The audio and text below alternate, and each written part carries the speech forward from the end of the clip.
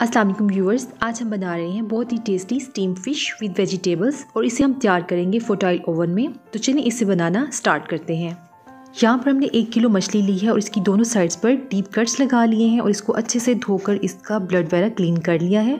और अब हम इसकी स्मेल ख़त्म करने के लिए इसे अलग बाउल में डालेंगे और साथ ही इसमें डाल देंगे हाफ कप वाइट विनेगर यानी सफ़ेद सिरका, 2 टीस्पून नमक और 1 कप भरकर पानी डालेंगे और इसके अंदर हम इसको तकरीबन 10 मिनट के लिए भिगो कर रखेंगे। 10 मिनट के बाद हम फ़िश को सिरके वाली पानी से निकाल लेंगे और अलग प्लेट में रखेंगे। इस तरीके से इसके अंदर जो स्मेल होती है वो ख़त्म हो जाती है।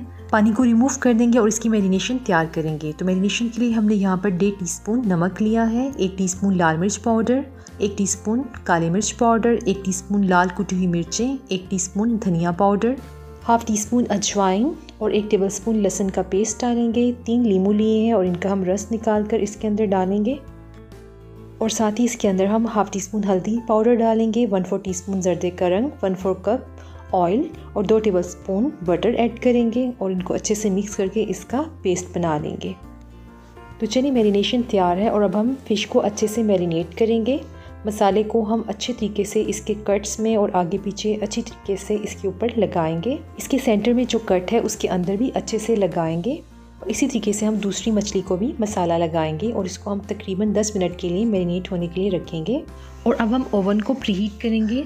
तो इसके लिए हम इसकी बॉटम में मौजूद वाटर कंटेनर को निकालेंगे और इसके अंदर फ्रेश वाटर डालेंगे। इस तरीके से इसके अंदर पानी डाला जाता है और कंटेनर को हम फुल भर देंगे पानी से और इसको बंद कर देंगे इस तरह से और दोनों साइड्स पकड़कर बैलेंस तरीके से बंद करेंगे।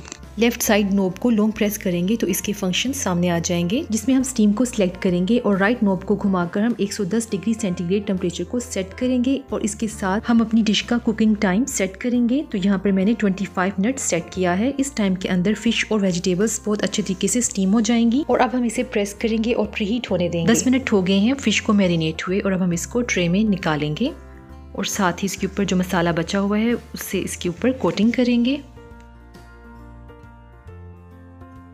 और यहाँ पर हमने 1-2 पोटैटो लिए हैं और इनको इस तरह से थिन स्लाइसेस में काट लिया है और मछली के अंदर जो डीप कट्स हैं इनके अंदर हम इनको लगाएंगे। और साथ ही हमने कुछ वेजिटेबल्स काट कर रखी हैं जिनमें खीरे, गाजर, शिमला मिर्च, लीमू और कॉर्न्स शामिल हैं। इन तमाम वेजिटेबल्स को हम फिश के साथ अरेंज करेंगे।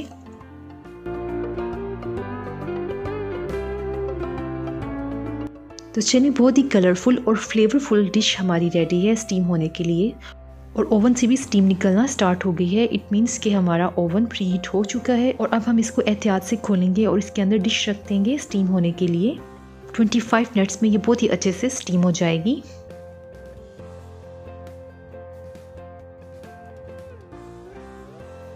तो चलिए 25 मिनट्स हो चुके हैं और फिश हमारी बेहतरीन स्टीम हो गई है और इसको हम एहतियात से निकालेंगे और सर्व करेंगे।